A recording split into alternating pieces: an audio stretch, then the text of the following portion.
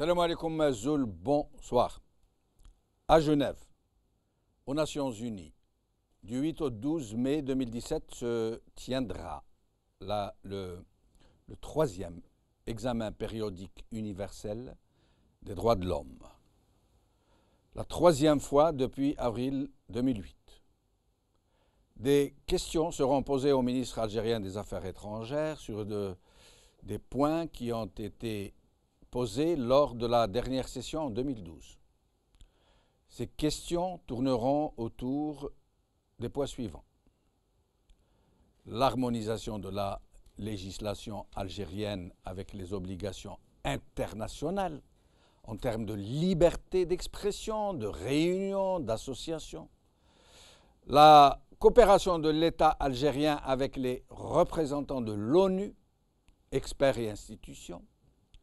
Le respect des grands principes de liberté, notamment la protection par l'État des manifestations pacifiques, des journalistes et des défenseurs des droits de l'homme contre l'intimidation, la persécution, la surveillance, et la surveillance, je veux dire le flicage, et l'usage illégal de la force, illégal et abusif. Des questions seront posées aussi sur les suites qui auront été réservées au cas de disparition forcée et sur le droit à la vérité réclamé par les familles de disparus forcés, ainsi que sur ce qui a été entrepris par la justice sur leur régularisation par la sécurité sociale. Le ministre des Affaires étrangères devra répondre par ailleurs sur des cas de discrimination fondée sur la religion, le sexe, l'origine nationale ou ethnique, les droits des femmes, la protection et la promotion de la langue tamazight et sur ce qui aura été entrepris en matière d'éradication des disparités régionales dans le développement, l'éducation, le logement, la santé. Le rapport de l'Algérie, je l'ai ici, je vais vous le montrer, c'est un gros pavé, qui sera lu par le ministre des Affaires étrangères et que j'ai pu consulter un petit peu, est réellement impressionnant de contre-vérité, de louvoiement. Et je ne dirai pas autre chose. Vous apprécierez vous-même quelques-uns des passages que je vous lirai. Pour en parler, j'ai le plaisir aujourd'hui de recevoir ici sur le plateau Farida Ourlissi, membre de la coordination des familles disparues. Merci d'être avec nous, Madame Ourlissi. Merci, bonjour. Bonjour. C'est Mohamed Jaoui, président d'honneur de la coordination des famille de disparus et père de disparus. سي محمد بارك الله فيك لك معنا. مرحبا بك. شكرا. انت مجاهد معروف في قسنطينه ومحبوب لواحد الدرجه. سمعت مجاهد شو منتهى الوساطه. بارك الله فيك بارك الله فيك. Et Mohamed Dabouz, président de l'association Izmoul. Merci d'être avec nous. Merci pour l'invitation. Et vous ne parlerez pas que des cas concernant le Mzab, vous parlerez d'un peu tout. Oui, bien sûr. Marhaba bik. Alors, avec nous, tout à l'heure, qui interviendront, Madame Saker et Madame Fergani, qui nous ont aussi rendu service. Merci à vous d'être là. Alors, نبداو بسي محمد. انتم جيتوا في اطار استدعاوكم يعني استدعاء عندك الفارق العمل تاع الامم المتحده باش تتكلموا على القضايا تاع ابنائكم اللي باش نناقشوا القضايا تاعهم وتشوفوا واش دارت الدوله من 2012 الرد نتاعها نتاع الدوله واش داروا فيها. Nous allons essayer de joindre pardonnez-moi Khadija Neymar qui est avec nous normalement en Skype, qui est avec nous au téléphone depuis Bruxelles. Elle est membre de la fondation Al-Karama. Merci d'être avec nous, Khadija. Oui, salam, bonjour. Bonjour. Alors, d'abord, est-ce que vous pourriez nous expliquer un peu ce qu'est cet événement? Qu'est-ce que l'examen périodique universel et comment ça va se passer? Alors, l'examen périodique universel, c'est un examen qui est fait tous les 4 ans sous l'égide donc du Conseil des droits de l'homme à Genève. Tous les pays y passent, tous les pays membres des Nations Unies font l'objet de cette revue-là. Et donc tous les 4 ans, l'État présente un rapport sur la situation des droits de l'homme dans son pays, et d'un autre côté, les organisations de la société civile, les ONG, font leur propre évaluation, donc une espèce de contre-évaluation, et vont proposer des recommandations que tous les autres États vont pouvoir faire à l'Algérie. Donc il faut comprendre que le PU, c'est une espèce de revue par ses pairs. Chaque État est revu par les autres États, et donc les États membres des Nations Unies vont pouvoir faire des recommandations sur l'ensemble des droits civils et politiques, économiques, sociaux, culturels. Et le rôle des ONG ici, c'est de pouvoir, ce qu'on a fait il y a quelques semaines aux Nations Unies devant les représentations des différents États, c'est de proposer des recommandations sur les sujets les plus préoccupants en matière de droits de l'homme dans le pays, donc notamment la question donc de l'accès à la vérité des familles de disparus et le droit à la liberté d'expression, mais aussi de rassemblement pacifique, d'associations, défenseurs des droits de l'homme, journalistes, etc. Alors, quelles sont les principales problématiques soulevées par votre fondation? Alors, notre présentation, on l'a faite au nom de la Caravane, mais aussi au nom de la coordination nationale des familles de disparus. Je salue d'ailleurs Farida et Ami Mohamed. Ce qu'on a essayé de présenter, il y a 2 semaines devant les représentations des permanentes des États, c'est d'expliquer tout d'abord quelle a été la stratégie du gouvernement algérien jusqu'à présent en ce qui concerne les disparitions forcées. On a expliqué qu'il y avait un réel manque de coopération de l'Algérie avec le Comité des droits de l'homme, avec le groupe de travail. On a rappelé qu'il y a 4 ans, lors de la revue précédente, de nombreux États avaient recommandé à l'Algérie d'accepter par exemple la visite du groupe de travail sur les disparitions forcées, ce qui n'a toujours pas été fait depuis l'année 2000, c'est repoussé. Idem pour l'accession de l'Algérie à la Convention internationale pour la protection de toutes les personnes contre le crime de disparition forcée. Donc ce sont des recommandations qui sont faites à chaque cycle, mais qui ne sont pas mises en œuvre par l'Algérie. C'est-à-dire qu'ils ne sont pas réglés, en fait, qui n'ont pas connu ne serait-ce qu'un début de règlement, comme le cas des disparus, par exemple. Voilà. Donc la question de l'accès à la justice et à la vérité des familles de disparus, c'est une question qu'on remet à chaque fois sur la table tous les 4 ans lors de l'EPU, mais aussi pendant chaque revue, que ce soit pour le Comité des droits de l'homme, le Comité contre la torture, la rencontre prochaine entre le groupe de travail sur les disparitions forcées et les familles. Mais c'est une question sur laquelle on continue à mettre de la pression pour que les autorités algériennes puissent donner leurs droits aux familles, droit à la justice et à la vérité. Donc ça, c'est l'une des grandes questions qu'on a présentées pour cette EPU. Le deuxième point... EPU, est-ce que vous pouvez nous dire? EPU veut dire examen périodique universel. D'accord, okay. Voilà. Donc le second point qu'on a présenté, c'est les violations du droit à la liberté d'expression et d'opinion, du droit à la liberté d'association et de réunion pacifique, non seulement pour les familles de disparus, parce qu'on a rappelé aux États présents que les familles de disparus connaissaient aussi des violations à leur droit à la liberté d'expression, dans le sens où dès qu'ils s'exprimaient sur ces questions-là, il y avait une répression. Dès qu'ils se réunissaient pacifiquement à Alger, les rassemblements étaient réprimés aussi.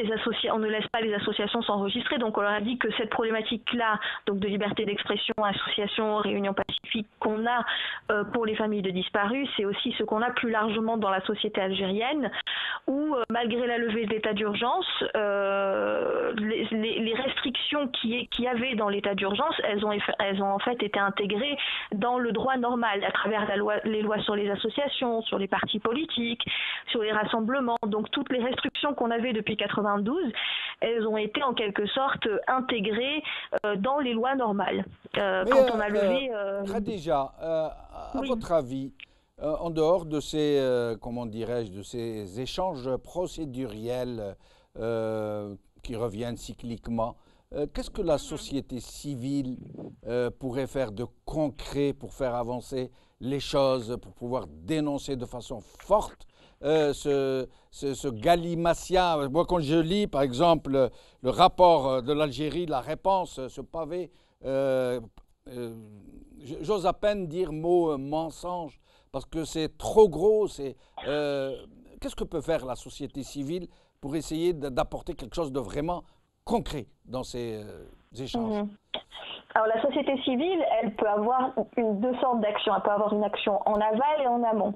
En aval, ça veut dire avant l'examen par le Conseil des droits de l'homme pendant les 4 années entre chaque examen, regarder quelles ont été les recommandations qui ont été faites au dernier examen, et regarder si ça a été mis en place ou pas, et rapporter, analyser et faire un rapport et le présenter au prochain examen. Donc ça, c'est un suivi des recommandations. Par exemple, l'Algérie peut accepter une recommandation vague sur garantir le respect de la liberté d'association.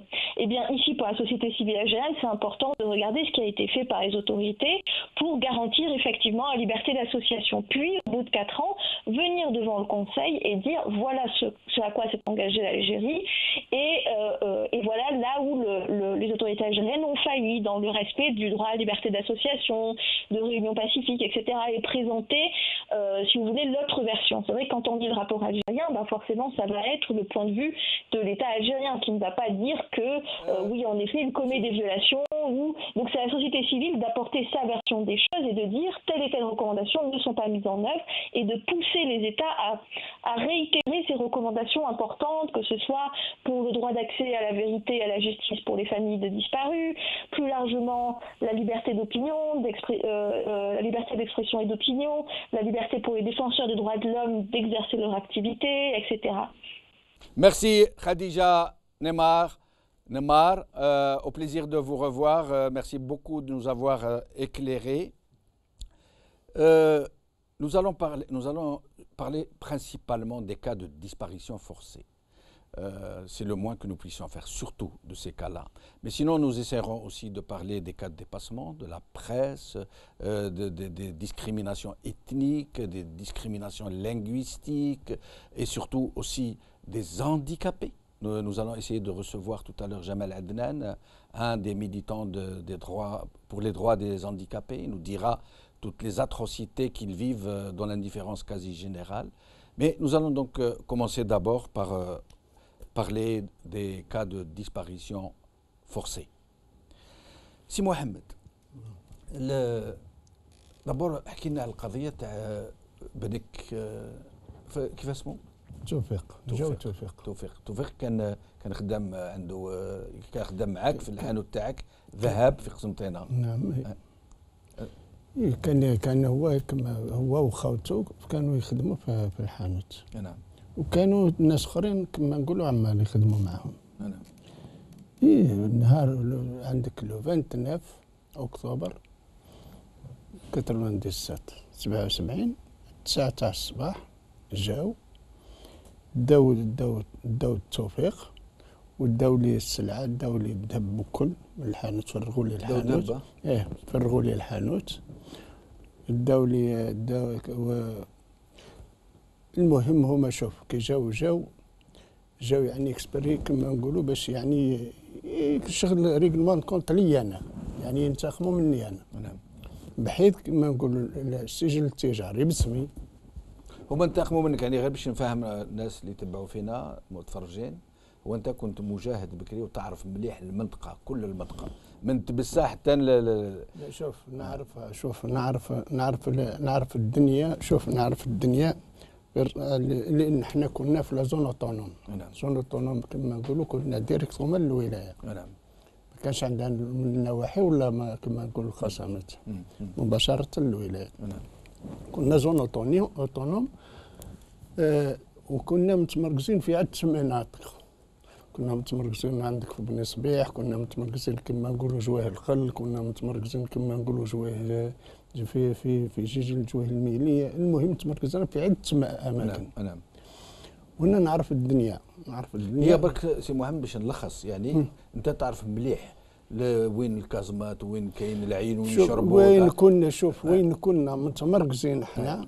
كنا متمركزين والعيون اللي كنا نشربوهم والطرق اللي كنا نستعملوهم نفس الطريقه، نفس الاسلوب، نفس كما نقولوا اللي كنا احنا نستعملوها مع الاستعمار. استعملوها جماعه اللي طلعوا للجبل. وهما الناس هذم تاع الامن هذم العسكريه بالاخص حبوك تخدم معاهم وانت ما حبيتش تخدم معاهم. هذه شوف عيطوا لي في الاول. هما كانوا كما نقولوا جماعه، كانوا كما نقولوا يبوتيو كما نقولوا في جماعه باش نلبس. انا ما حبيتش، انا رفضت. قلت لهم محال باش نعاود نلبس، لان انا خرجت في 83 من الامن. خرجت في 83 وكنت بعد ديجا حجيت. المهم عيطوا لي قالوا لي باش تجي تخدم معنا. واحد السيده ومات ربي يرحمه يقولوا له بشير عفاريت. المهم عيطوا لي قداش نخطره، عيطوا لي كما نقولوا في الكازارنه تاع بالفي. عيطوا لي 3 مرات في الاوتيل نتاع العسكر هذاك، الاوتيل ميليتير اللي في طريق سطيف هذاك. نعم. عيطوا لي كما نقولوا لي تلبس. قلت لهم ما نلبسش.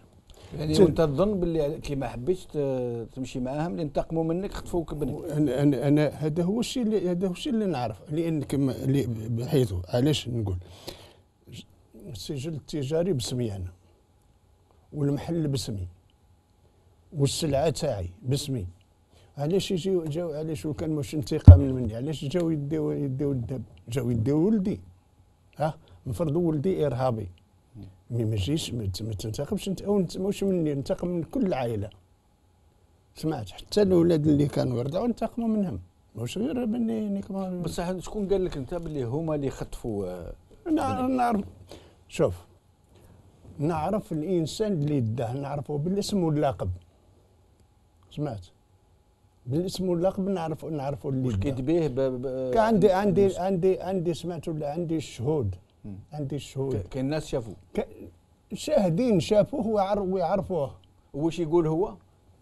ما عنده كان كونتاكت ما هضروش معاه المسؤول، ما شكيتوش به انتم؟ يا رجل ما لمن تشكيو لربي سبحانه. وما كانش شوف لا جوستيس ما تحكملكش الشكايه ممنوع عليها. تروح كما نقولوا للدرك ما يقبلوش، تروح كما نقول هما في القانون نتاع سوا ديزا يقول لك المصالحه. واش من المصالحه؟ داير قانون باللي ممنوع باش تصرح باسم انسان حتى اذا عرفته، حتى اذا كان تعرفوا، حتى اذا شفتوا بعينيك تعرفوا باش تقول كما نقولوا، ولا تروح تعقب قداش سنه حبس و50 مليون خطيه. سمعت؟ باش هذا قانون المصالحه. هذا قانون المصالحه. مدام فريده Oghlichity, ثاني c'est la même, c'est votre. C'est mon mari, c'est votre mari qui a été enlevé du domicile. Non. Il a été enlevé de son Je suis travail. désolé de devoir vous rappeler, je sais que c'est très douloureux. C'est une calamité, oui. Et il a été arrêté de son travail le 27 septembre 94. Qu'est-ce qu'il faisait? C'est un cadre à la CNTF. Chemin de fer. Au chemin de fer, oui. Il a été enlevé de son boulot, oui. Devant ses collègues? Oui, devant ses collègues. Ils étaient témoins, bien sûr, ses collègues. Ils ont été identifiés, les ravisseurs? Non, ils n'ont pas été identifiés, mais après 2 ans,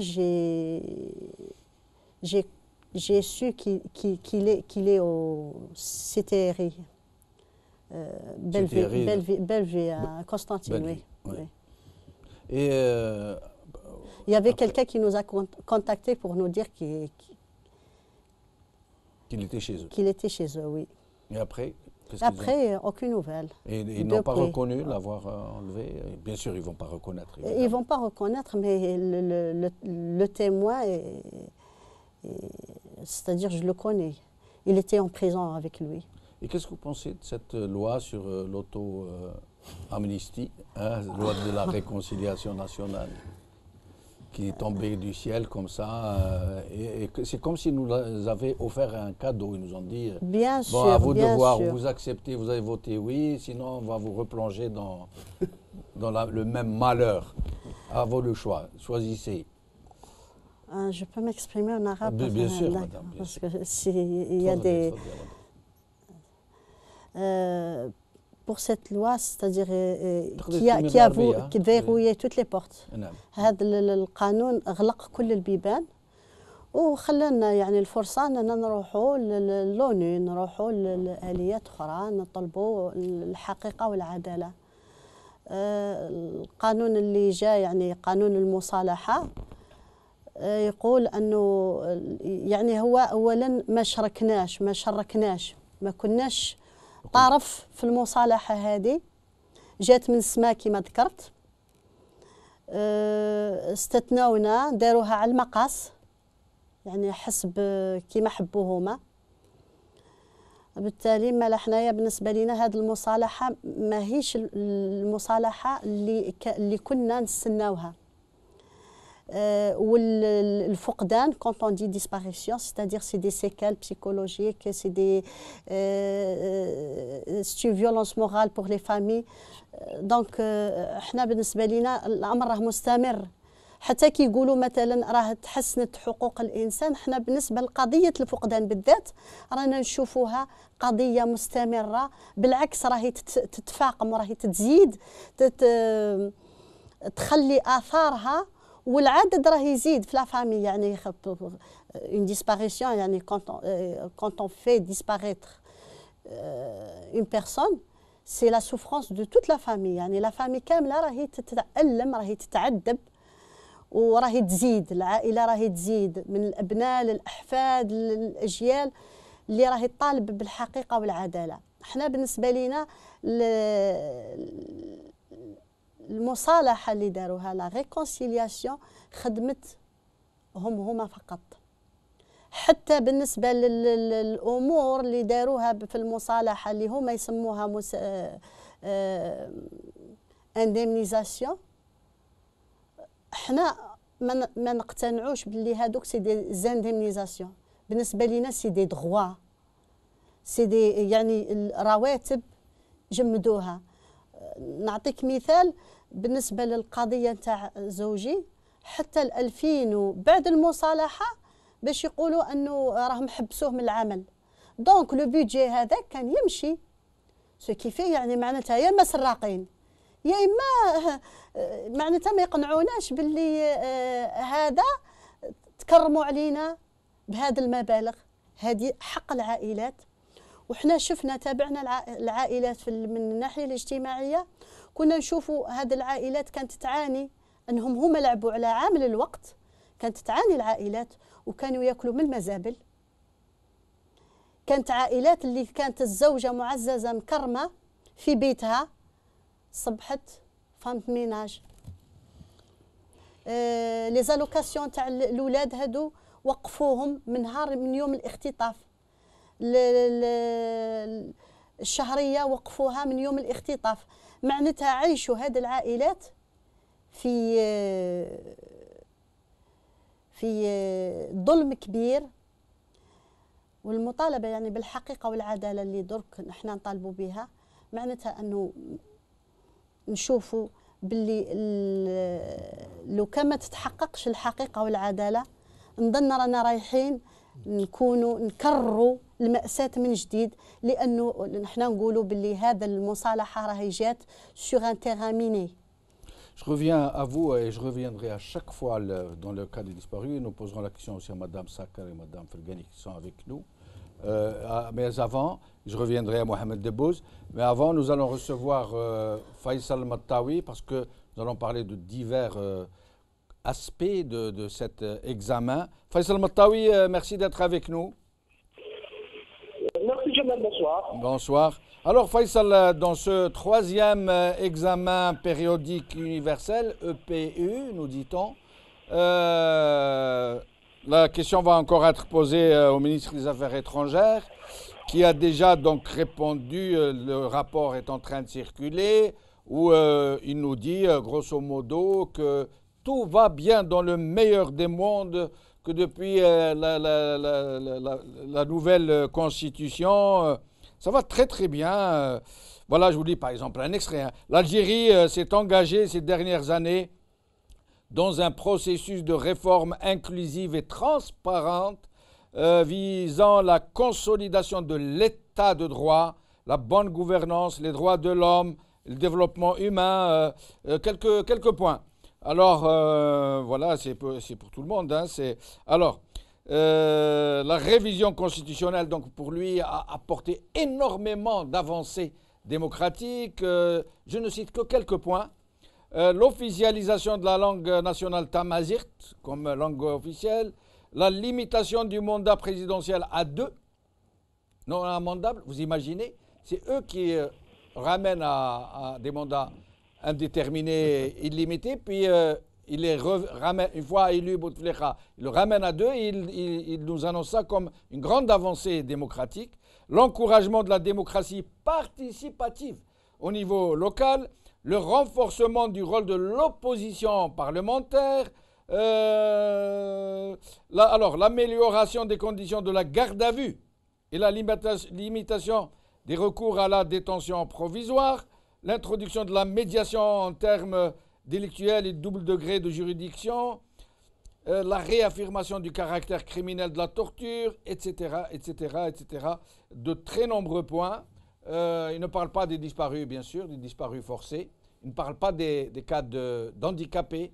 Mais pour la presse, c'est très bien. Il y a une grande avancée. Alors, vous, en tant que journaliste, Faisal Mattawi, qu'est-ce que vous pourriez nous dire sur l'état des lieux de la presse et des médias d'une façon générale?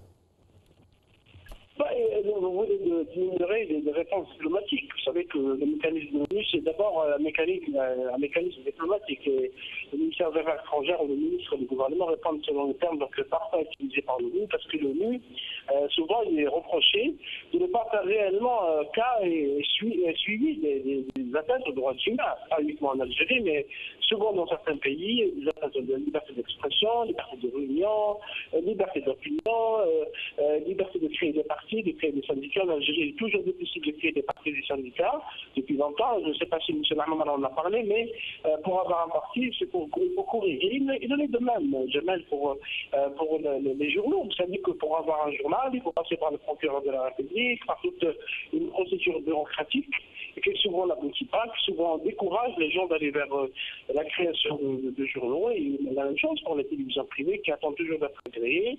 On nous a dit qu'après les élections législatives du 4 mai, il y aura probablement régularisation de ces médias. Il y a toujours des radios qui n'existent pas en Algérie.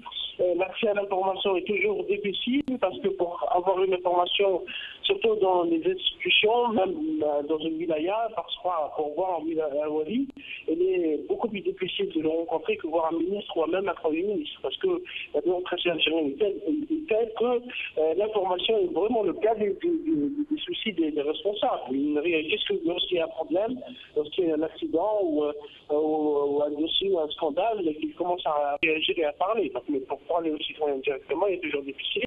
Les institutions algériennes ne savent toujours pas comment utiliser les réseaux sociaux, comment utiliser l'Internet. Cela est valable parfois également à certains partis de l'opposition et aux syndicats. Et le journaliste n'a toujours pas de statut à la nation. Le journaliste algérien probablement est le seul au monde qui n'a pas de statut clair. Il y avait un vieux projet qui était à l'époque de Boukele quand il était ministre de la communication, ministre délégué. Il y a un projet apparemment qui a été oublié, on ne sait pas où il est. Et le journaliste, heureusement qu'il y a une loi du travail qui est assez bonne pour les travailleurs et pour les salariés qui le dépendent. Mais sinon, un statut ne va pas. Les salaires, je ne parle pas, parce que c'est des salaires très bas. La situation socio-professionnelle idem. Il y a un journal, comme le journal Liberté, qui a mis fin aux fonctions de 7 syndicalistes qui ont protesté pour la situation de leur entreprise dans le silence total. C'est-à-dire que personne n'a réagi. Et même le syndicat, parce que le syndicat de liberté dépend du GTA, il n'a rien dit, y compris de la corporation, il y a aussi un silence. Mais justement, Faisal, c'est la question que je voulais vous poser.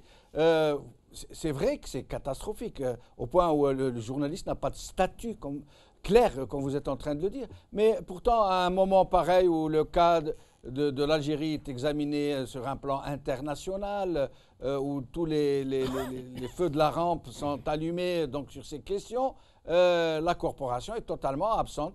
On ne l'entend pas du tout s'exprimer sur ces questions. Oui, c'est assez étonnant, parce que même l'affaire, je vous ai cité l'affaire Liberté, elle a été entourée de silence. Il n'y a pas 2 ou 3 médias, les autres ont fait comme si cette affaire n'a jamais existé. C'est un journal privé, c'est pas un journal qui dépend de l'État. C'est-à-dire que même les réflexes qui sont reprochés au gouvernement ou à l'État sont reconduits aussi par des hommes d'affaires et par ceux qui possèdent les journaux. Donc vous voyez dans quelle situation on est, dans quelle situation le journaliste est, parce que la faute est également peut-être imputable de journalistes qui n'ont toujours pas su se regrouper au sein de syndicats forts, au sein d'associations, au sein de mouvements syndicaux qui peuvent défendre leur travail, leurs droits moraux, droits sociaux, droits politiques, etc. Alors, on ne sait pas pourquoi les journalistes n'arrivent pas à le faire. Ils sont divisés entre les francophones, entre les médias privés, les médias publics, entre les médias audiovisuels, les médias écrits, etc., etc. Je sais que cette situation risque de s'améliorer de sitôt. C'est-à-dire que la défense de nos droits et de nos libertés dépend aussi de nous. Il est vrai qu'il y a un pouvoir qui a tendance à fermer, qui a tendance donc à circonscrire les espaces de liberté et à les limiter, mais la lutte, la résistance pacifique, démocratique de l'autre côté, elle est faible, soit elle est faible, soit elle est affaiblie, soit que tout le monde s'en fout, excusez-moi l'expression, tout le monde s'en fout. Parfois, lorsqu'il y a des cas de droits humains qui sont posés de points aux atteintes, les gens tournent le dos, ferment les yeux, n'en parlent pas, ou considèrent ça comme une affaire marginale, ça ne les concerne pas. Et cette mentalité, cette indifférence, ça ne nous concerne pas, qui est, à mon avis, mortelle, qui est, à mon avis, difficile à surmonter, surtout dans la conjoncture actuelle. Merci beaucoup, Faisal. Au plaisir de vous revoir. Je rappelle que nous avons envoyé une invitation au ministère des Affaires étrangères pour déléguer quelqu'un afin d'assister avec nous et de pouvoir répondre éventuellement aux questions de nos invités. Même pas de réponse. Et nous le faisons systématiquement. Dans toutes nos émissions, ou presque, lorsqu'il y a un sujet à polémique, nous envoyons des questions aux représentants du régime algérien et nous les convions à venir discuter avec nous. Et nous le répétons une fois encore. Ils sont les bienvenus, ils pourront s'exprimer en toute liberté, sans aucune bride, puisque de toutes les façons, cette émission est en direct. Et nous avons avec nous depuis Genève, Wassila Ballatrache. Marhaba bik, Wassila, merci d'être avec nous. Allah ysalmek, si Jamal, merci à vous. Merci. Alors, Wassila, qu'est-ce que vous faites à Genève?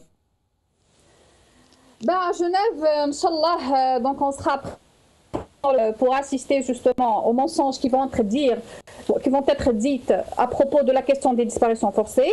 Et également, nous allons rencontrer le rapporteur spécial sur la disparition forcée. Donc, il n'a pas pu entrer en Algérie. Alhamdoulilah, il y a une ONG, El Karama, qu'on remercie vivement, qui nous a donné l'occasion pour pouvoir le rencontrer et lui poser la question, justement. Ah, très, très bien. Et est-ce que vous envisagez de rencontrer la presse internationale pour leur faire savoir ce qu'il en est au juste?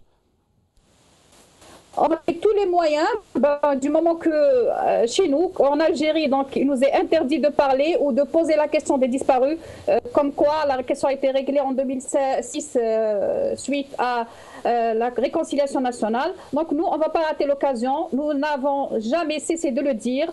Nous allons frapper à toutes les portes. Dans les communiqués que nous distribuons lors des sittings qu'on fait à Alger ou à Constantine principalement, oui. Nous allons nous battre loin de l'Algérie. Donc c'est à eux d'assumer ça. Voici là, je rappelle que c'est votre frère qui a disparu et que votre papa, Rabbi Rahmou, s'est battu jusqu'à sa mort, jusqu'à son dernier jour, pour essayer de faire éclater la vérité, et qu'une fois qu'il a disparu, c'est vous qui avez pris la relève.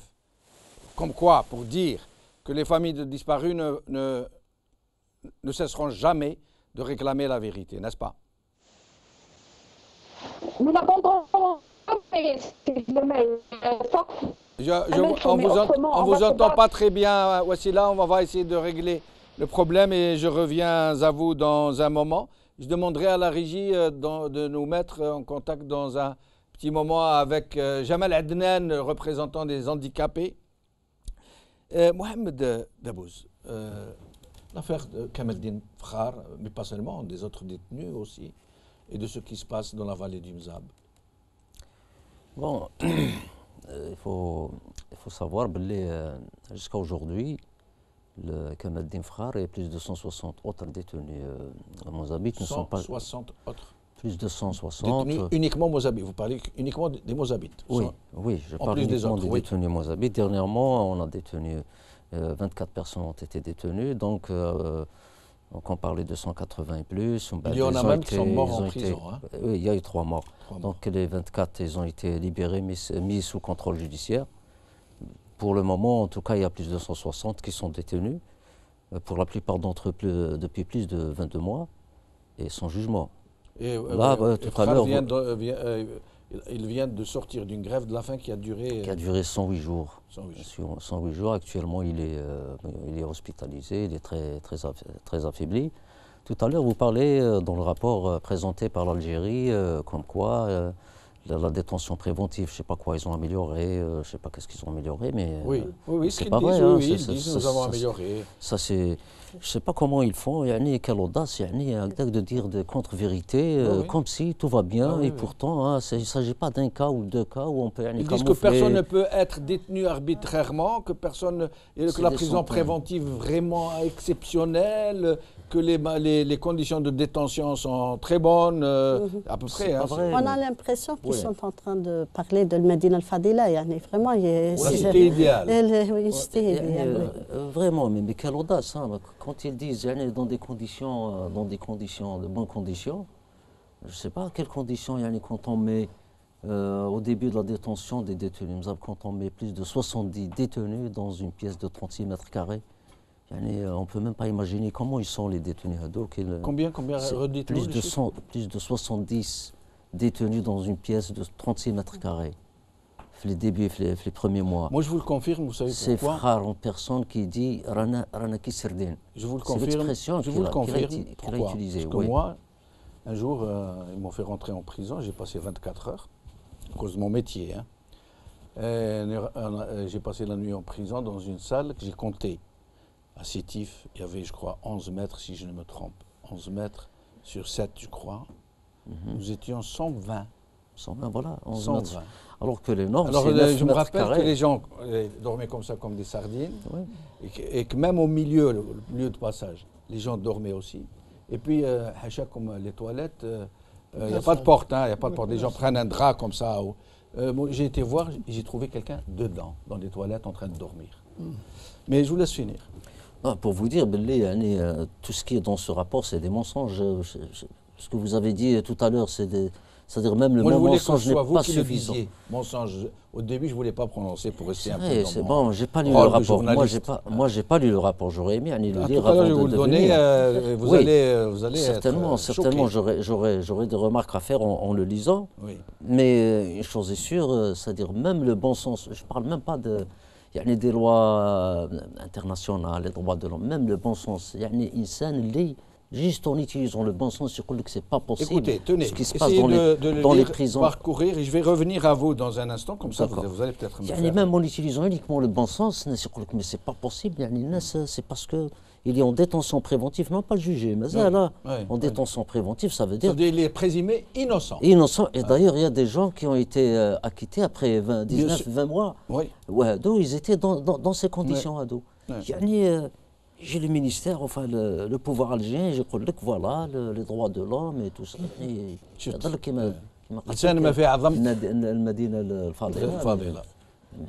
Essayez de parcourir et je vais revenir à vous. Nous allons accueillir d'abord Wassila, je reviens à Wassila pour essayer de voir ce qu'elle de lui permettre de finir ce qu'elle disait. Puis je recevrai Nabil Fergennis, syndicaliste qui va nous parler des milieux des travailleurs du syndicat, de la répression contre les syndicats. Wassila, vous êtes avec nous? Oui. Alors, qu'est-ce que vous me disiez tout à l'heure au sujet de la communication que vous essayerez d'entreprendre à l'endroit de la presse internationale?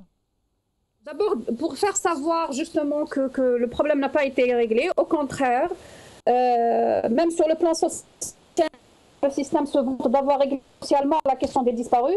Eh bien, il faut savoir qu'une fois que la personne disparue atteint l'âge de 60 ans, la famille est privée du salaire. Et il y a pas mal de familles qui sont privées. Il y a ceux qui ont été privés dès le premier ou le deuxième mois de l'application de la charte pour la paix et la réconciliation. Vous avez posé tout à l'heure une question pourquoi si on va continuer de se battre. Un droit dans un régime totalitaire ne s'offre pas, il se revendique. Il faut se battre pour justement arracher ce droit. Et justement, j'interpelle les journalistes parce que eux aussi souffrent de la bavure, pratiquement des crimes, de la liberté d'expression. Ils sont privés de leur droit à la liberté d'expression de ce. Il y a toujours le même problème. Wassila, je reviens à vous dans un moment. Sinon, nous allons vous prendre au téléphone.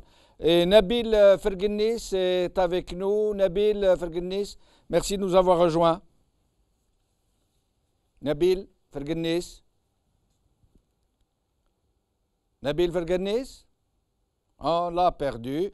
J'espère qu'on rappelle Nabil Ferguenis et Jamal Adnan pour lui demander de nous parler un peu du cas des handicapés. Et nous sommes rejoints par d'autres militantes de familles de disparus, Madame Saker, Madame Fergani et Madame. Vous avez un micro. Je vais vous demander de vous exprimer, de nous dire ce que vous pensez. D'abord, de rappeler un peu votre cas, chacune, et de nous dire surtout ce que vous comptez entreprendre et pourquoi vous êtes venu. Est-ce que vous aussi, vous êtes venu pour aller à Genève? Alors dites-nous. بون يعني وجودنا هنا عندكم ما كانش مبرمج يعني من قبل. احنا برنامجنا كان مع فريق العمل في إطار الأمم المتحدة، في إطار برنامج الأمم المتحدة بمناسبة هذا. ما خدمتيش روحك؟ بون أنا كنت أنا كنت ضيفة مع سليم صالحي. سليم صالحي. طبعا السيدة ساكر زوجة مختطف. نعم. ذكرينا كيف عضوة في تنسيقية عائلة المختطفين قصرا بالجزائر. جينا هنا باش نوصلوا صوتنا، وإن كان يعني احنا عندنا ربع قرن الآن يعني من وصلنا صوتنا وصلنا قضيتنا. الحمد لله هي الآن مادام راهي في هيئة أممية الحمد لله، لكن هذا ما يمنعش أنه كل ما تكون عندنا فرصة وين نوصلوا القضية تاعنا لن نتأخر. قضيتنا واضحة، قضية حقيقة وعدالة. هل تراكم شاعرين باللي الصمود نتاعكم هذا يعني راح يعني يحير الناس اللي قلوبها حيه، اللي تعرف تقيم الصمود الحقيقي والحب الحقيقي والكفاح الحقيقي. شاعرين بهذا انتم؟ بون كاين البعض من الناس فعلا يعني نحسوا لما يتكلموا معنا نحسوا انهم يعني فعلا معنا قلبا وقالبا، لكن البعض منهم يعني لو نتكلم على الطبقة السياسية البعض منهم يشوفوا على أساس ورقة رابحة، البعض منهم يشوفوا ورقة تاع لاعب ممكن يقدر يربح بها مع النظام هذا. لكن احنا ما عندناش شك في أنه قضيتنا أنظف قضية لحد الآن على المستوى الوطني وعلى المستوى الدولي. لماذا؟ لأنه قضية يعني واضحة وضوح الشمس.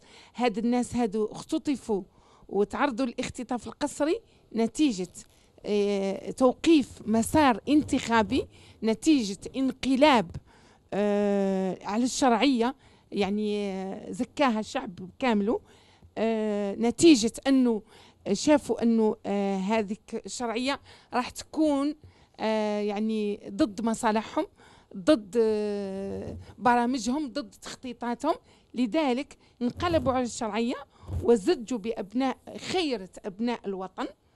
4 مليون 4 مليون من بينهم برلمانيين، يعني 95% كلهم برلمانيين، كلهم زج بهم في السجن. يضيف إلى ذلك المتعاطفين، في بعض الأحيان نجد في بيت واحد الأب والابن، الأب والأبناء، في بعض الأحيان نجد الأبناء كلهم 4، في بعض الأحيان بيوت فرغت من الرجال. يعني صدقني الأخ هذاك كانوا يقولوا بيت خلات. يعطيك الصحة. بيوت فرغت. مدام فرقاني. السلام عليكم. وعليكم السلام. قبل ما تدخلي عندي سؤال. تفضل.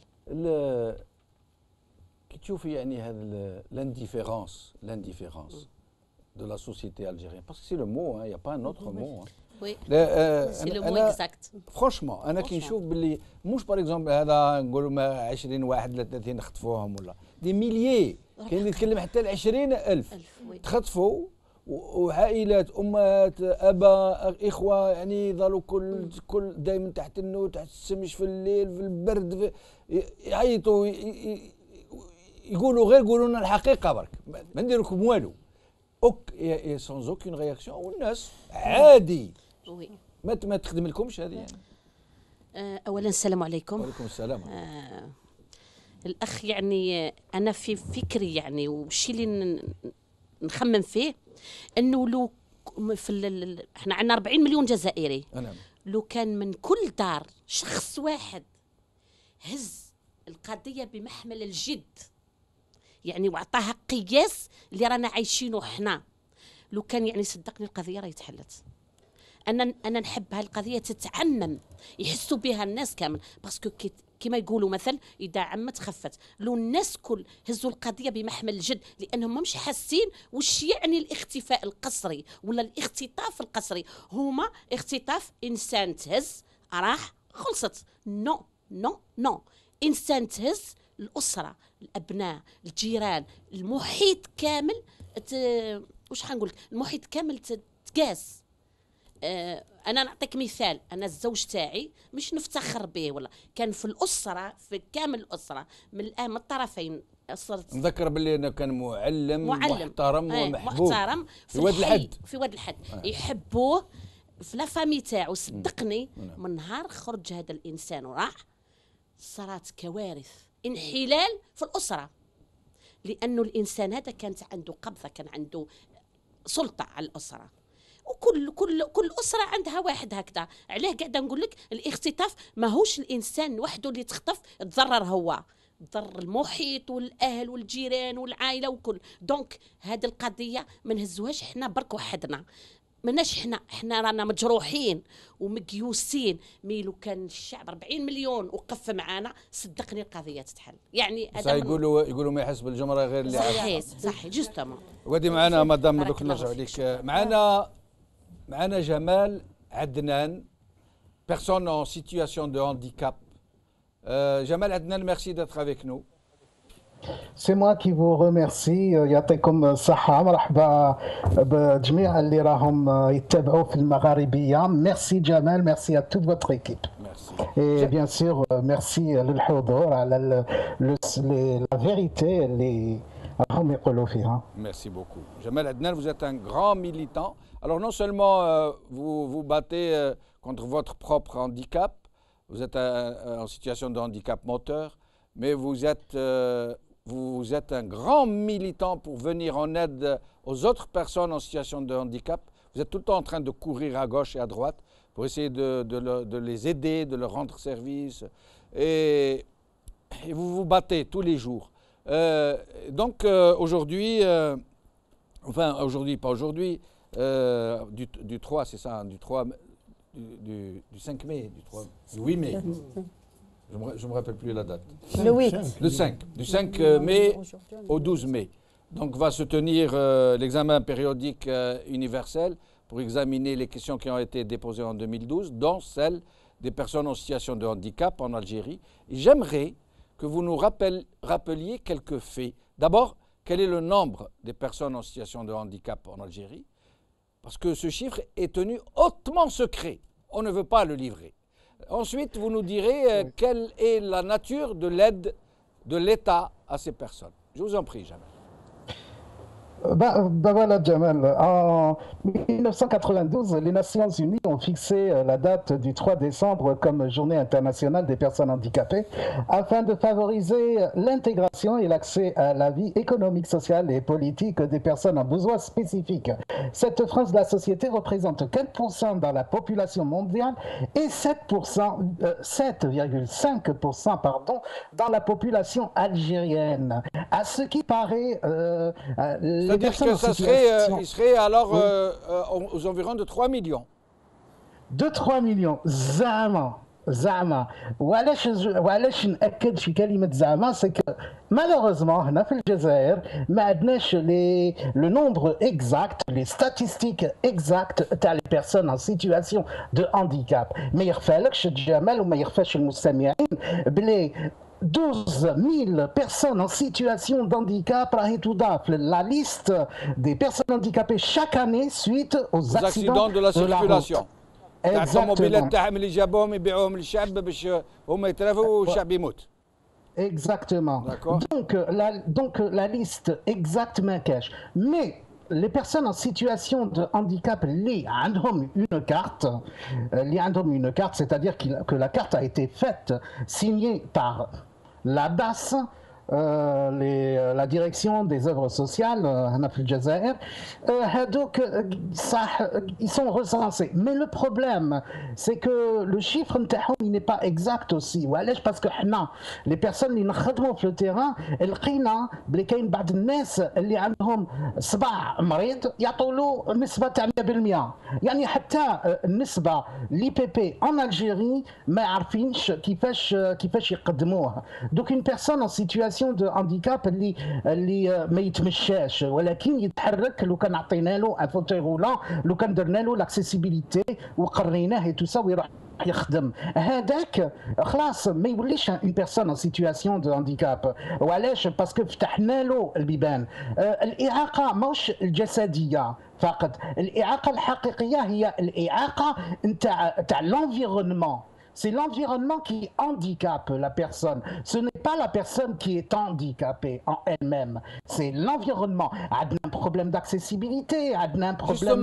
Justement, oui. L'accessibilité et tout ce qui concerne l'accessibilité, les équipements, les aides, l'assistance. En Algérie, c'est quasiment le Moyen-Âge. Pas d'accessibilité du tout, rien, j'allais dire. C'est difficile pour une personne, par exemple, en fauteuil roulant, de pouvoir se déplacer, y compris dans les rues d'Alger, la capitale. Oui, justement, puisque vous parlez de capitale, dans la wilaya d'Alger, Zama, Djmaa, Galet, tiens, on va se mettre au diapason avec les sociétés étrangères, enfin les populations étrangères et tout ça. De l'aménagement. Ils ont aménagé les trottoirs, effectivement. Le problème, c'est qu'un a sur fauteuil roulant, ou là, une autre personne sur fauteuil roulant, quand on descend, elle dit que la petite pente, l'idéal ou on descend directement في الطريق, tu vois. يعني on glisse directement في الطريق.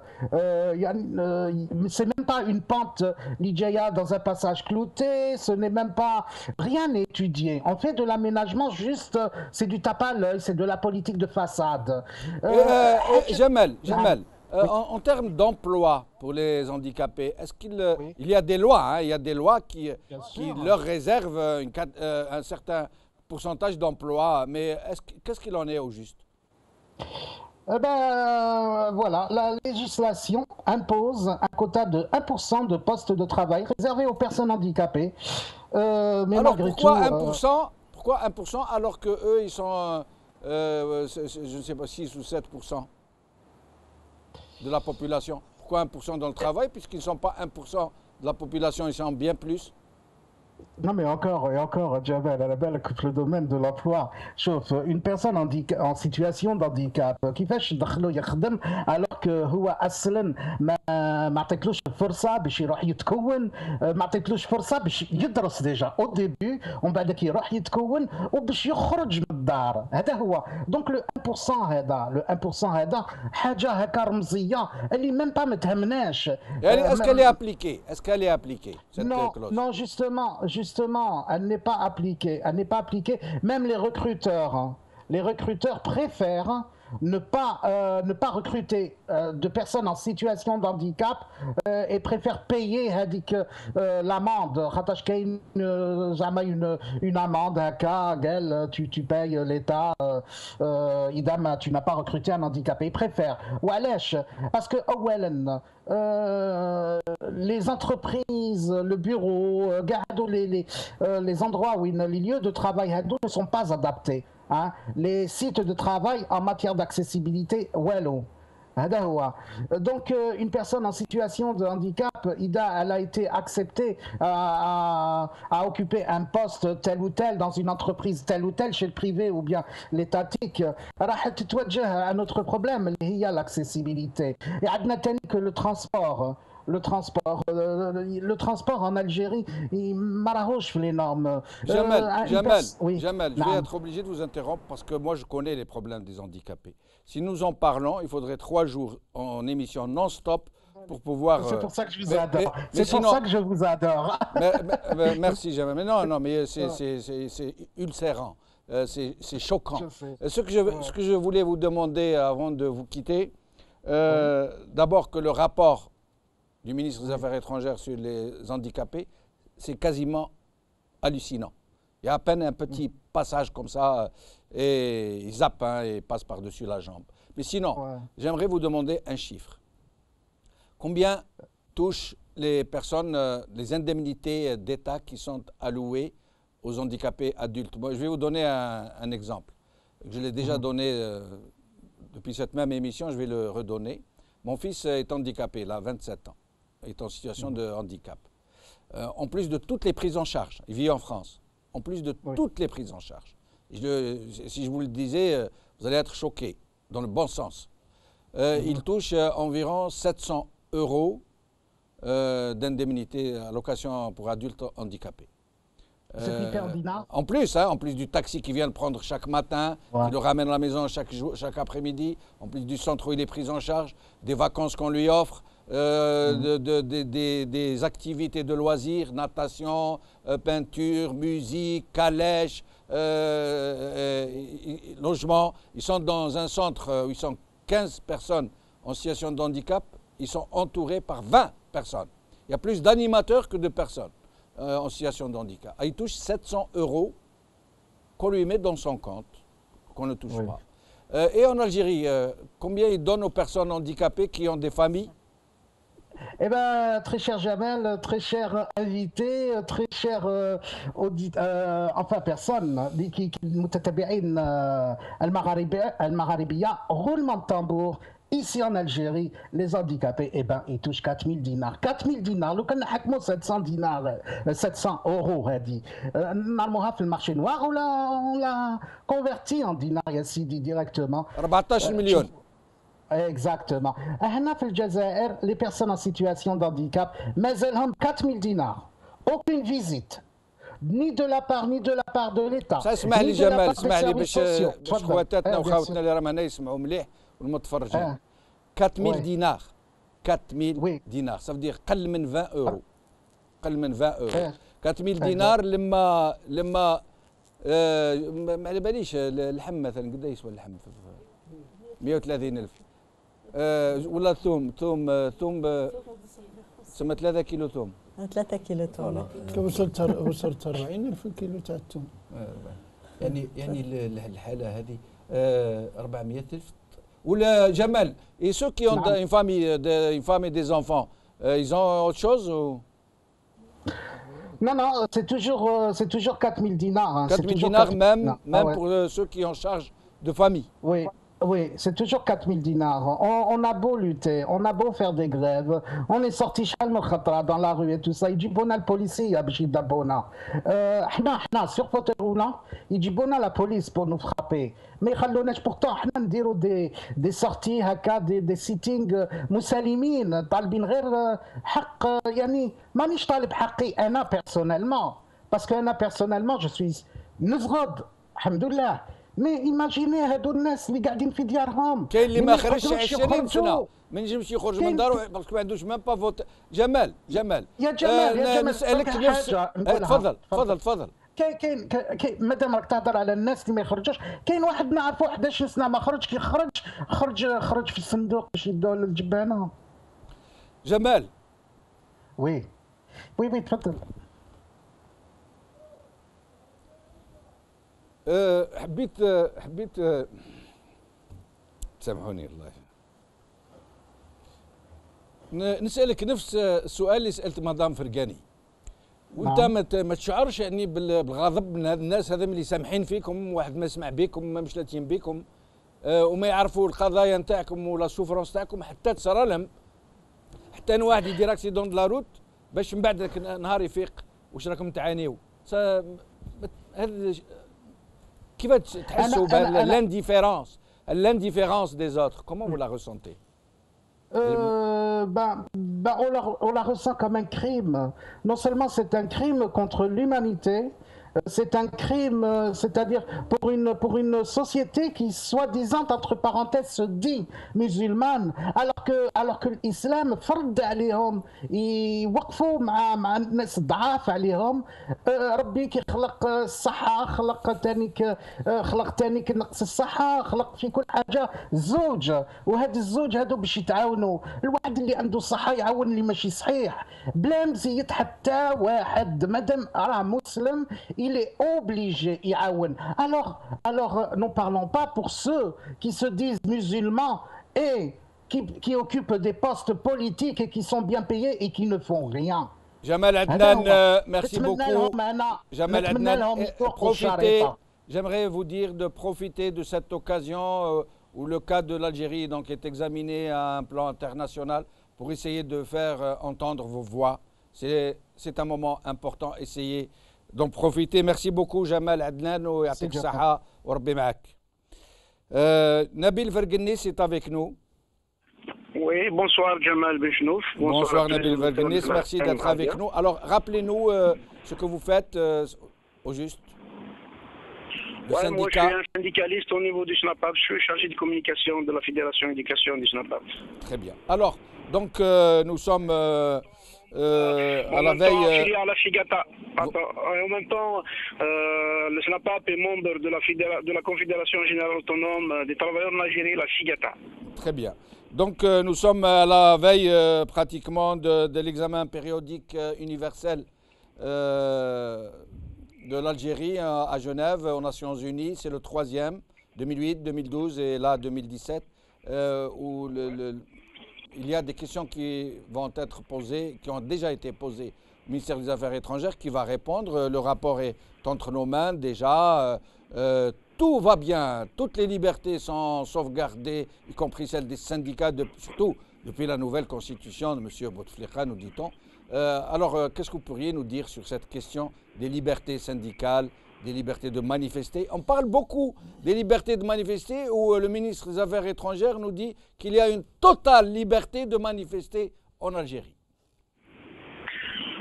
Oui, premièrement déjà, en tant que membre de la SNAPAP et de la FIGATA, nous dénonçons ce qui s'est passé dernièrement le 1er mai à Oran, où on devait tenir un rassemblement, mais malheureusement ce rassemblement a été réprimé par la police.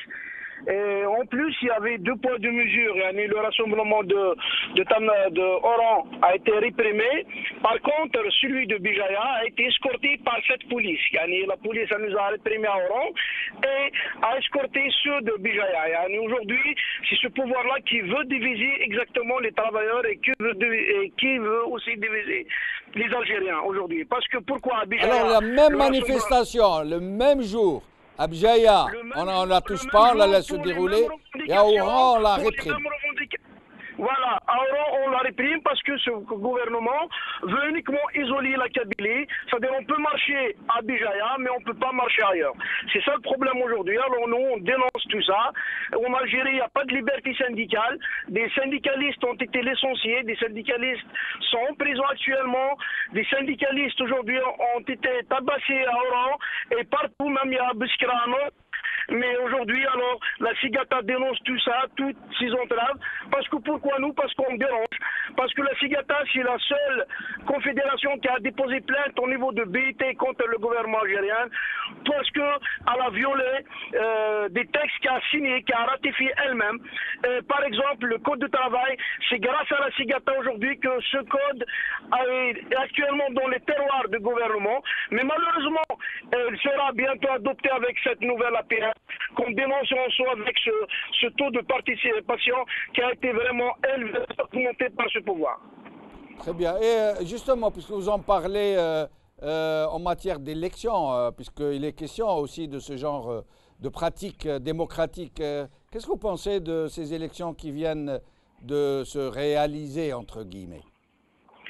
Oui, c'est une mascarade. C'est une mascarade. Les Algériens n'ont pas voté. C'est-à-dire il y a plus d'abstention que de vote. Ça, c'est la première remarque. La deuxième, il faut regarder aujourd'hui la classe politique. Vraiment, malheureusement, quelques partis qui se disent d'opposition ont participé à cette mascarade pour donner encore plus de légitimité à ce pouvoir et pour donner une certaine légitimité à la PN. Et malheureusement, aujourd'hui, ils ont gagné que quelques sièges éjectables, je vais dire. Alors aujourd'hui, ils vont assumer leurs responsabilités parce que ce peuple aujourd'hui a dit non à cette mascarade. Alors aujourd'hui, on trouve que les partis les partis de pouvoir, FLN et RND, qui ont vraiment cartonné dans cette élection. Mais le peuple a gagné quand même. Merci beaucoup, Nabil Ferguenes. Au plaisir de vous revoir. Enfin, nous allons prendre le dernier invité par téléphone. Puis nous resterons avec Mohamed Dabouz et les familles disparues et Wassila avec nous de Genève. Avec nous donc Badreddine Guerfa, merci d'être avec nous Badreddine Guerfa. Badreddine Guerfa. Badreddine Guerfa, est-ce que vous êtes avec nous? Badreddine Guerfa. Alors, Wassila. Oui. Voici là, vous êtes avec nous. Donc, nous revenons au cas des disparus forcés. Qu'est-ce que vous comptez entreprendre au juste? Essayez de nous dire, peut-être que d'autres citoyens pourraient vous rejoindre, vous soutenir. Qu'est-ce que vous demandez? En quoi les Algériens peuvent-ils vous être utiles à travers leur assistance, à travers les réseaux sociaux? Dites-leur, ils sont en train de vous écouter. Oui, donc déjà je saisis l'occasion, étant donné que je suis à Genève, pour faire appel à la communauté algérienne ici, de se joindre à nous. Donc on compte faire un sit-in auprès des Nations Unies, donc pour faire entendre notre droit sur le plan international. Donc si c'est possible, qu'ils viennent se joindre à nous pour dire... Quand et où ça sera pour le 8. Donc je ne sais pas, peut-être que Farida ou mes amis ont plus de renseignements sur l'heure et l'endroit, oui. Mais je lance un appel, mais quand même on va faire donc un petit appel sur notre page Facebook sur Massar pour dire aux Algériens qui sont ici de se joindre à nous, de venir en masse pour dire justement stop à l'oubli, stop à l'impunité et faites comme nous, appelez pour dire il faut que justice soit faite. Venez avec nous en masse, venez avec nous pour nous soutenir. Bon, on va continuer tout de même le combat, même si on est seul. Mais je fais quand même cet appel. Aussi, on va s'adresser à la presse internationale pour faire savoir que le dossier n'est pas clos, comme le prétendent les autorités algériennes. Le dossier ne sera clos que s'il y a une solution équitable. Et quand je dis équitable, c'est-à-dire il faut qu'on sache le sort des disparus d'un côté et aussi il faut qu'il y ait justice. Il faut qu'il y ait justice. Donc, c'est ce que nous sommes ici en train de faire, de dire si on est interdit de faire des sit-ins pacifiques dans notre pays, on saisira toujours l'occasion de le faire ailleurs, L'occasion s'est présentée à Genève. Qui sait, peut-être l'occasion se présentera dans un autre pays et on fera de même. On fera de même. Donc on va quand même faire nos sit-ins et justement, je relance une deuxième fois l'appel à la communauté algérienne à Genève de venir se joindre à nous le 8 mai face donc au lieu où se tient la conférence des États-Unis, au siège de la Nations Unies. À partir de quelle heure? Probablement Farida va vous répondre parce que je n'ai pas l'heure exacte. D'accord, on va demander à Farida Orlissi. Restez avec nous, Wassila. Badreddine Guerfa est avec nous. Badreddine Guerfa. Il semble qu'il y ait un souci. Badreddine Guerfa. Bon, on essaiera de le reprendre tout à l'heure. Donc, سي محمد فريدة أغليسي أخواتنا الآخرين ألوغ في جنيف تستناو تنتظروا من الجزائريين المقيمين في سويسرا باش يلتحقوا بكم؟ لا كاين جماعة اللي التحقوا بنا قبل الوقت. شو؟ يعني يساندوكم؟ ساندونا قبل الوقت، استقبلونا واستقبلونا في ديارهم. الله يبارك. شفت كيف؟ وانا راني في دار واحد منهم. شفت يعني علاه دائما الجزائريين تاع الغربه تلقاهم لربما يتجندوا اكثر من الجزائريين تاع الداخل. لا شوف درك الجزائريين يعني بصفه عامه. انا كنتكلموا على الجزائريين ونتكلموا على الجزائر نتكلموا بصفه عامه. الجزائريين ما لقاوش ولادهم الحقيقيين اللي يوجهوهم يورينتيوهم، فهمت؟ نعم. حوسوا عليهم، سمعت حوسوا عليهم، الحزاب هذو يحوسوا باش كما نقولوا المظاهر كما نقولوا والامور، والشعب يحوس على ولادو الحقيقيين، سمعت؟ اللي يساندوه قبل ما يساندهم هو، يخدموه قبل ما يخدمهم هو. مع الاسف. سمعت؟ سي محمد نسالك واحد السؤال. تفضل. لربما راح نحرجك. تفضل.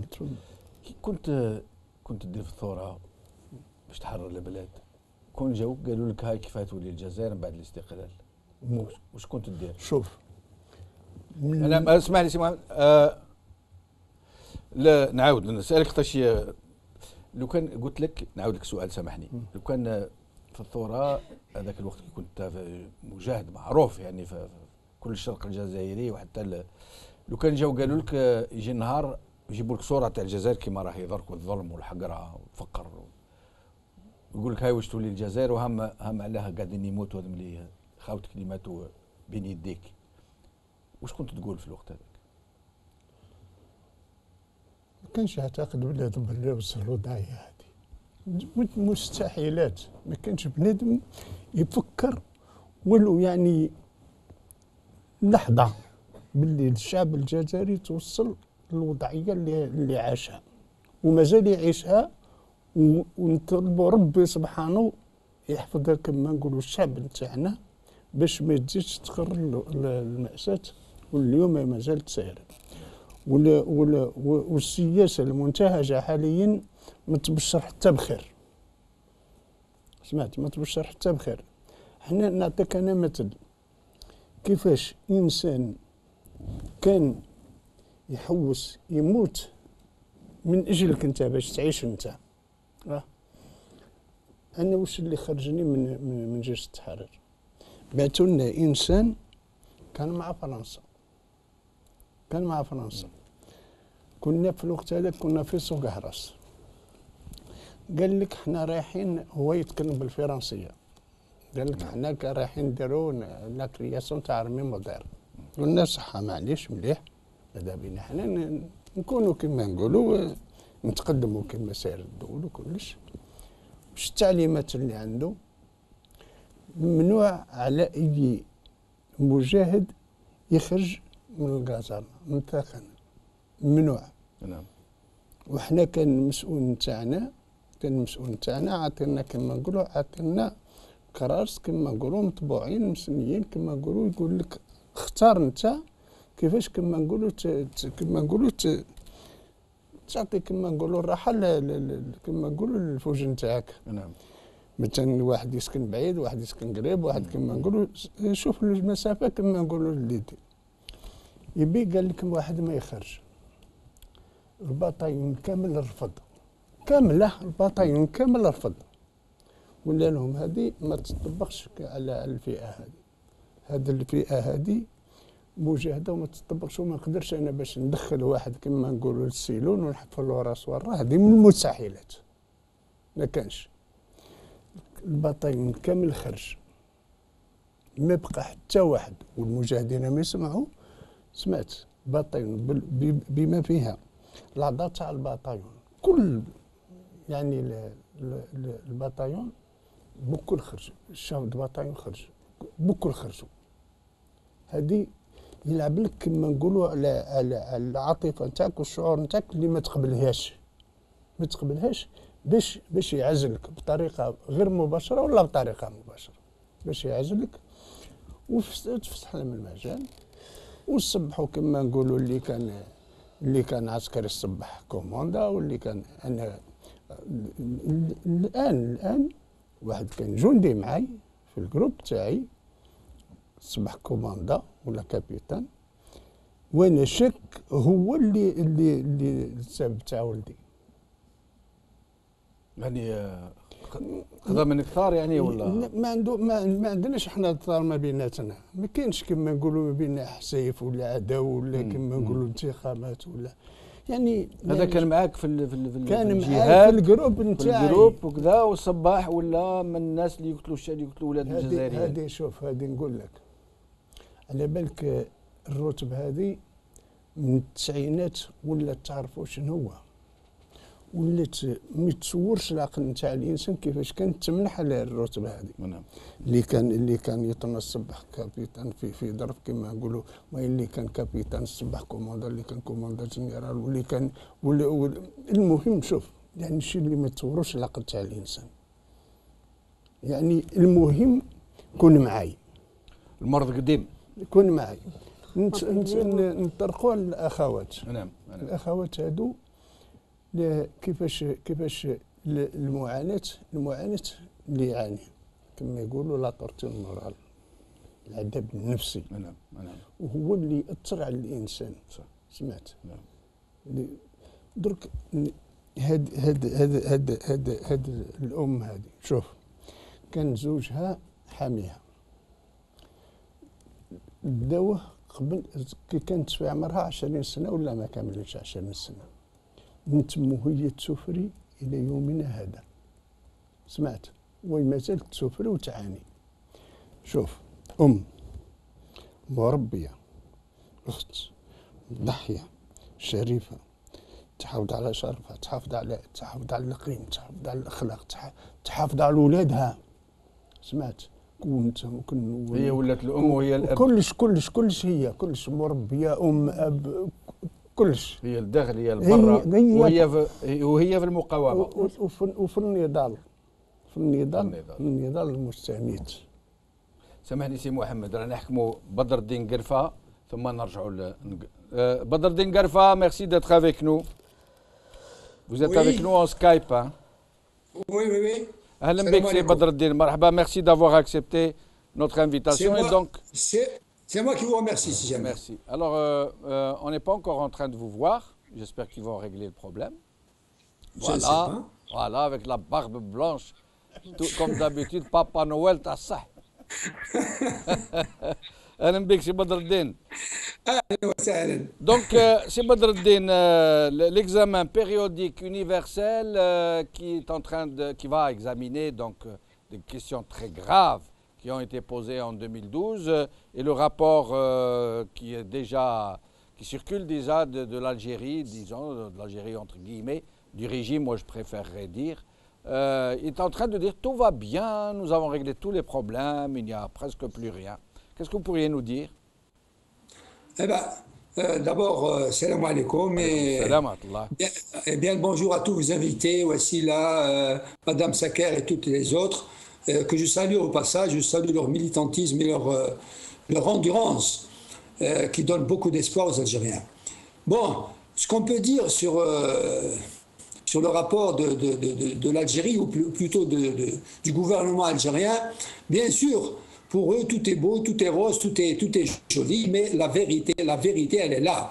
La vérité, il y a des militantes maintenant, des mères, des grands-mères, qui sont à Genève, qui travaillent, qui essayent de montrer la réalité de toute cette amertume, de tous ces problèmes que vivent les Algériens.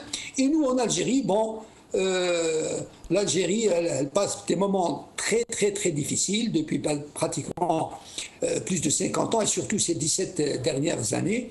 Donc, ce problème des Al-Mukhtatafin, c'est un problème qui sera réglé tôt ou tard par tout ce travail de militantisme de toute façon. Et il ne pourra pas clore ce dossier absolument parce que c'est le dossier le plus noble, c'est le dossier le plus crucial, c'est le dossier que nous prenons à et que nous ne laisserons pas ce morceau de toute façon. Badreddine Guerfa, nous vous entendons pas très bien. Nous allons essayer de revenir vers vous par téléphone et je vous poserai la question des internés des camps du Sud, des camps de concentration. Alors, qu'est-ce qu'on pourrait dire sur votre appel à la communauté algérienne en Suisse qui pourrait venir vous rejoindre, vous aider? Avant, je reviens sur la question des disparitions. Oui.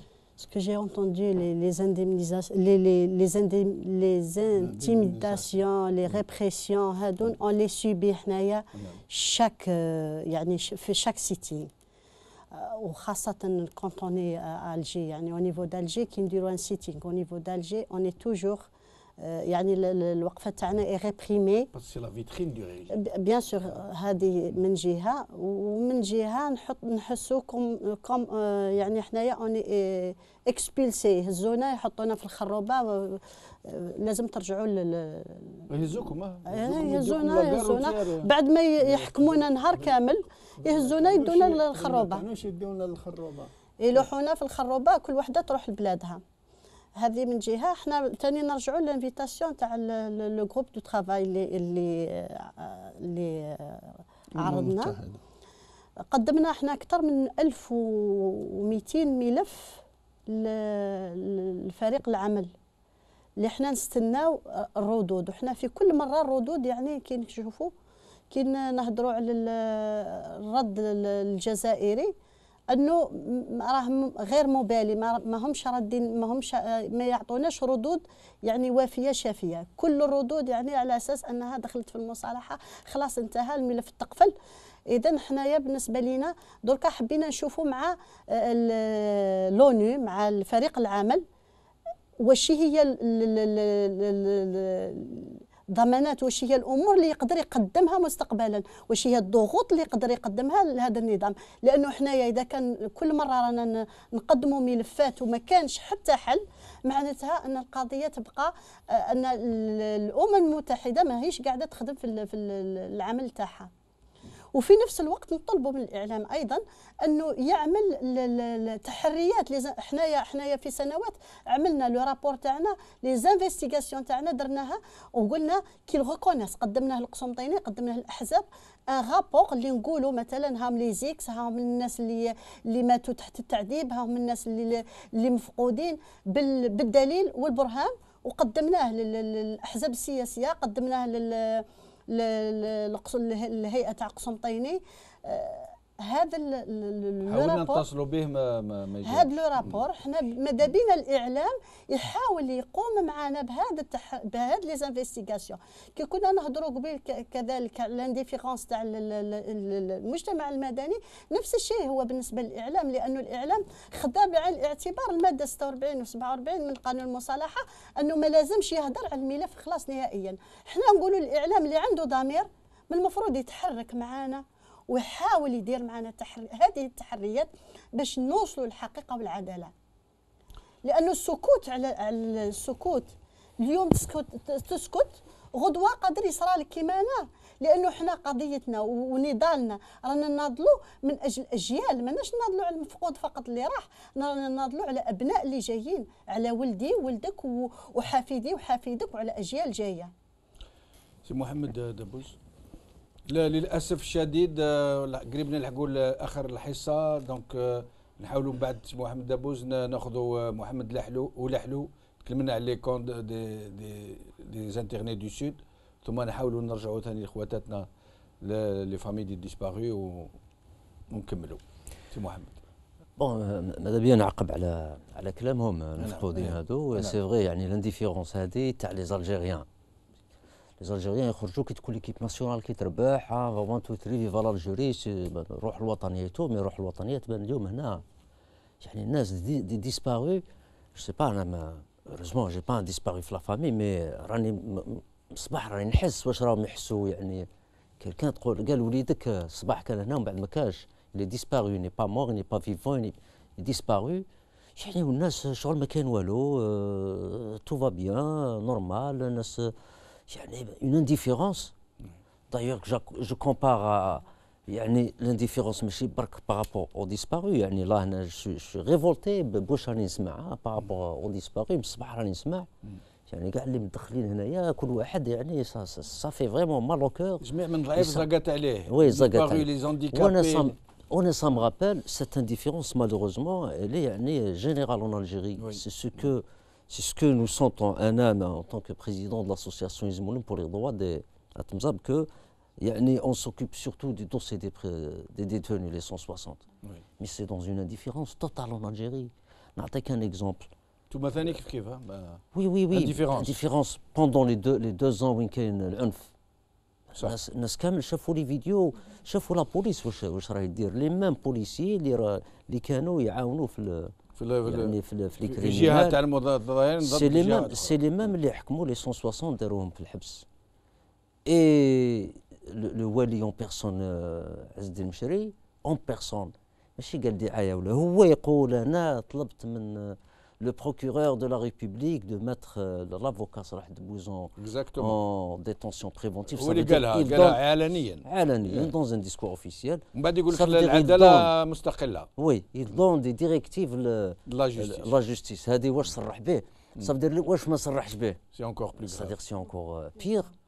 Alors هذا pendant 2 ans والناس تموت اللي قتلوهم يعني اللي حرقوا لهم ديارهم et tout.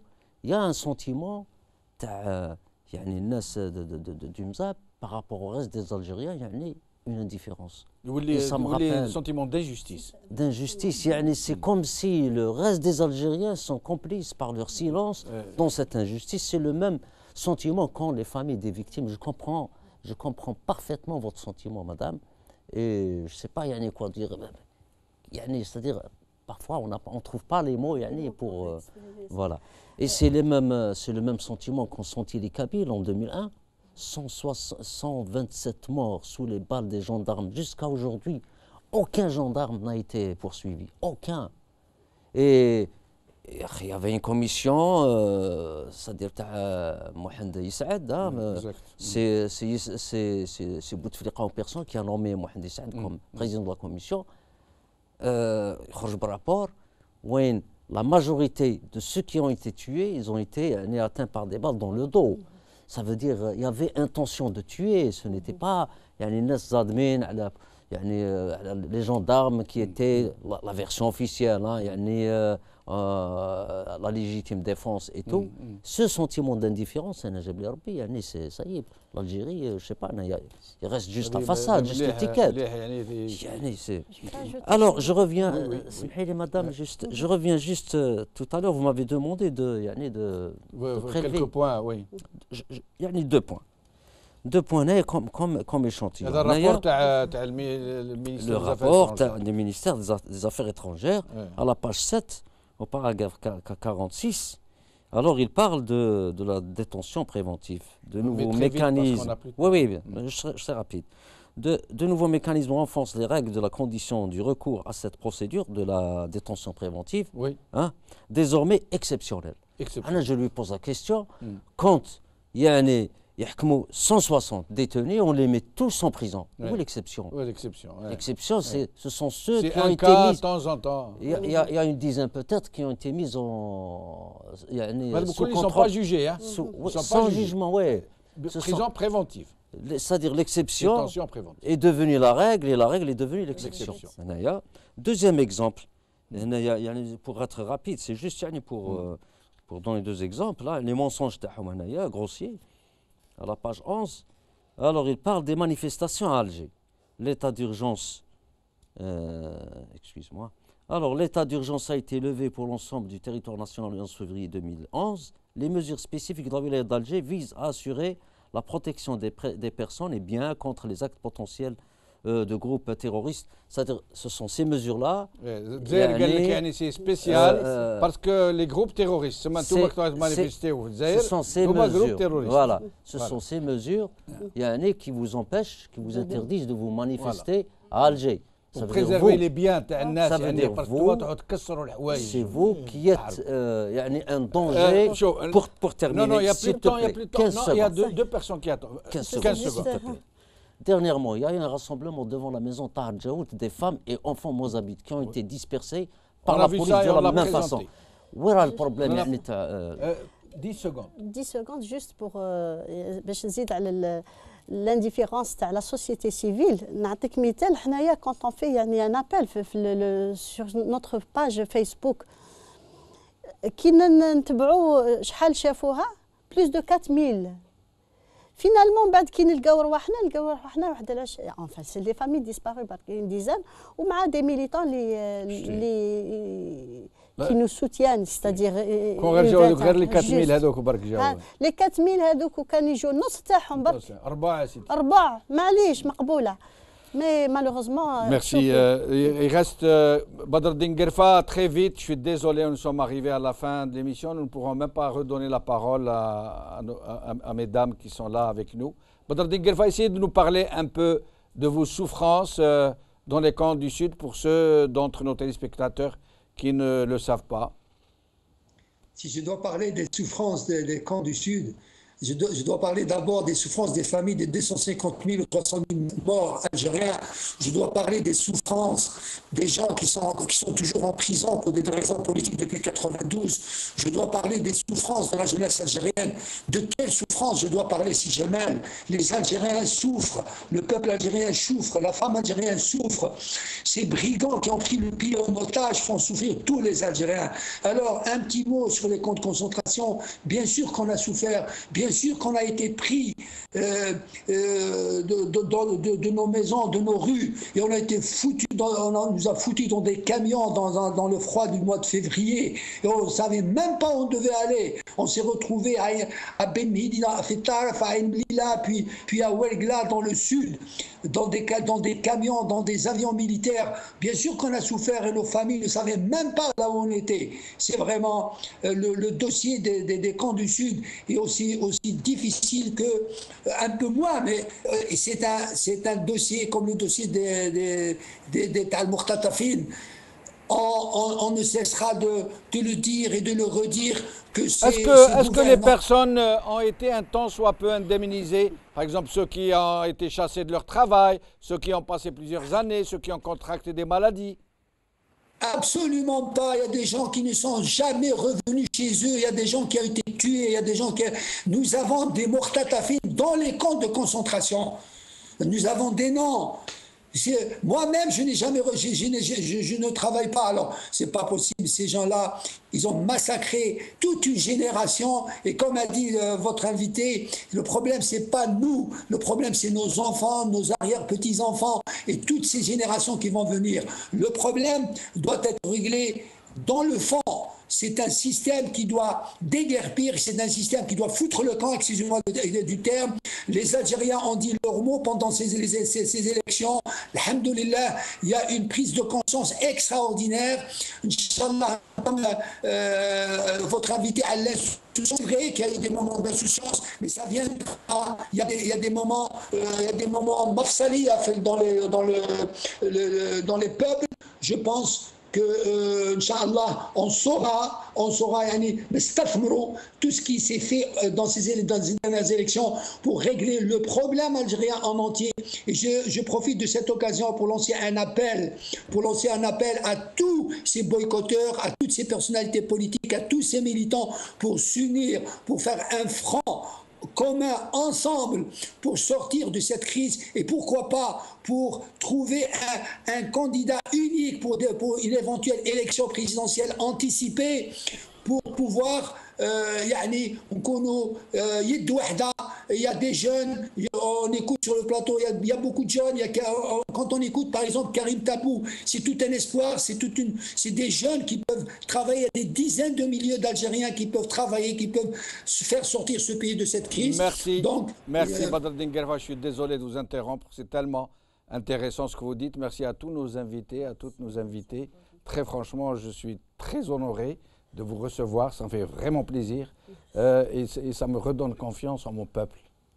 Je me dis que s'il y a des femmes et des hommes comme ça qui continuent à se battre devant tant d'adversité, c'est que tout n'est pas perdu. جميع الابواب مغلوقه في يعني فوجون الا المغاربيه، يعني الانسان باش كما نقولوا شغل يعني ينحي شويه على قلبه. صح صح. يعني نشكركم بارك الله فيك سي محمد. نشكركم شكر جزيل. سمعت. ونتمنوا ان شاء الله باش تستمروا ان شاء الله يا رب وتكافحوا من اجل الشعب هذا. صح. سمعت الشعب هذا راه مضطهد. يعني مضطهد يعني الى اقصى درجه. انا قاعدين نسمعوا. يعني قلت لك شوف يعني تعيط من كل جهه وطريق. شوف الشعب هذا راه مضطهد في العمل كما نقولوا في الصحه في جميع الميادين. يعني وهذه هي النافذه اللي قاعد يعني انا عايش في وسط الشعب. والشعب ما تقولش طبقه واحده. نعم. ولا تقول لي شوف من درك من الجيش. عندي زملاء عندي راهم يتابعوها نقطه بنقطه. هذا شيء يشرفنا سي محمد. يشرفكم بارك الله فيكم. وربي يجازيكم. لا تفضل. مبارك.